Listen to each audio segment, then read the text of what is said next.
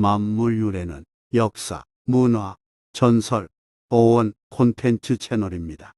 좋아요 및 구독은 알찬 영상 제작에 큰 힘이 됩니다. 고맙습니다. 전설야담 명의 박세거의 저승 왕래기. 박세거는 조선 중종 때 명의입니다. 중종 18년부터 명종 1년에 이르기까지 조선왕조실록에 82번이나 등장할 정도로 왕의 신임을 받으며 의로 활약했습니다. 그 이전에 박세거는 연산군 치하 젊은 시절 열병에 걸려 열흘간 끙끙 앓다가 숨을 거두었건만 구사일생으로 살아난 일이 있습니다. 박세거가 밝힌 바에 따르면 그때 그가 겪은 일은 다음과 같습니다. 그의 혼이 호련히 어디로 가는데 마치 어떤 이졸들에 잡혀가는 것 같았습니다. 광막한 사막을 지나 한 곳에 이르니 말끔히 청소한 널찍한 땅에 단이 설치되어 있고 붉은 말뚝 난간이 둘러 있으며 황금으로 만든 창이 꽂혀 있었습니다. 그리고 관리들이 그 안에 줄지어 앉았고 사람 몸에 황소머리를 한 야차들이 마당 아래 벌려 서 있었습니다. 그들은 박세거를 보더니 뛰어나와 잡아서 마당으로 끌고 가서 물이 펄펄 끓는 가마에 집어넣었습니다. 가마 속에는 사람들이 남녀 구분 없이 잡탕이 되어 끓고 있었습니다. 이 와중에 박세거는 생각했습니다. 사람들이 쌓여있는 아래로 들어가게 되면 빠져나오지 못하겠구나. 하여 박세거는 양손을 속 가장자리에 대고 반드시 누워 떠 있었습니다. 한참 있다가 야차가 새꼬챙이에 그를 꿰어서 땅에다 내놓았습니다. 그런데도 그는 아픔을 느끼지 못했습니다. 조금 후 야차는 그를 단 위에 어딘가로 끌고 갔습니다. 궁궐 같은 곳의 문을 두 차례 지나니 관아 같은 건물이 나왔습니다.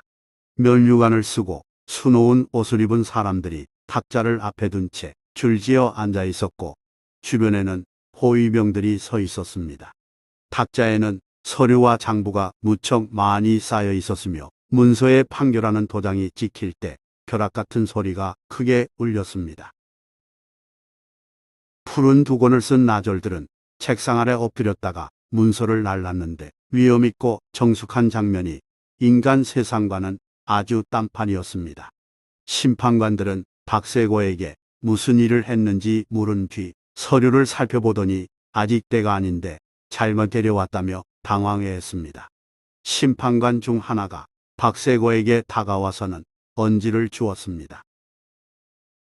잠시 후 너에게 떡을 줄 텐데 내가 만약 그 떡을 먹으면 다시는 인간 세상으로 돌아가지 못하리라.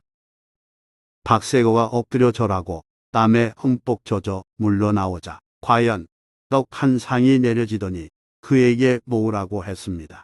박세거는 떡을 먹는 척하며 몰래 옷 속으로 모두 집어넣었습니다.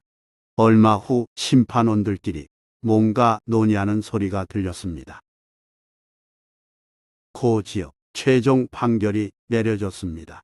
이때 한 심판관이 도장을 찍은 다른 통첩 내용을 봤는데 거기에는 이런 내용이 적혀 있었습니다.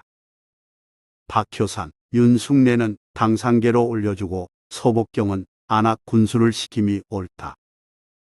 하지만 박세거는 그게 무슨 뜻인지 몰랐습니다. 심판관들은 박세거를 돌려보내줬으며 박세거는 하직 인사를 하고 돌아섰습니다. 그가 가마솥에 사람을 집어넣고 삼던 곳에 이르자 옥졸이 길을 막아섰습니다. 박세거가 관인이 찍힌 문서를 보여주자 옥졸은 하얀 삽살개 한 마리를 주면서 따라가라고 말했습니다.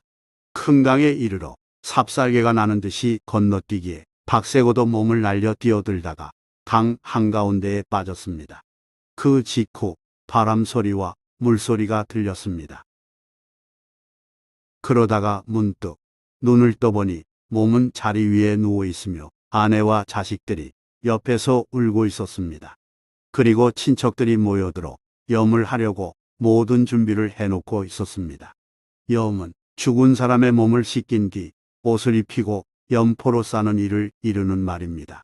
이런 상황에서 박세권은 고함을 지르면서 일어났습니다. 박효산, 윤숙래는 모두 옥권자를 달 것이오.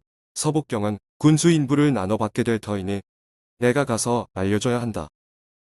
그러면서 박세권은 문을 열고 밖으로 나가려 했습니다. 죽은 줄 알았던 사람이 헛소리하며 달아나려 하자 주위에 있던 사람들이 박세권을 붙잡았습니다. 박세권은 몽한 표정으로 그 자리에 머물렀습니다. 한동안 박세권은 아무 말도 하지 않았습니다. 그러다 이래, 즉 일주일이 지나자 자기가 생생하게 겪은 이야기를 가족 및 주변 사람들에게 말했습니다. 하지만 사람들은 그 말을 믿지 않았습니다. 박효산, 윤숙래는 의원이고 서복경은 서고정의 서자였으므로 국법에 따라 중인과 서자는 벼슬길에 오를 수 없었으니까요. 더군다나 박세권은 그때까지 서복경의 존재조차 몰랐습니다. 그런데 놀랍게도 얼마 후에 연산군이 박효산과 윤숙래에게 당상관인 절충장군직을 주었고 서복경은 궁녀 연줄로 안악 군수 자리를 차지했습니다. 저승에서의 얘기가 모두 들어맞은 것입니다. 한편 박세권은 중종 때 내의원이 됐고 23년 동안 어의로 일했습니다.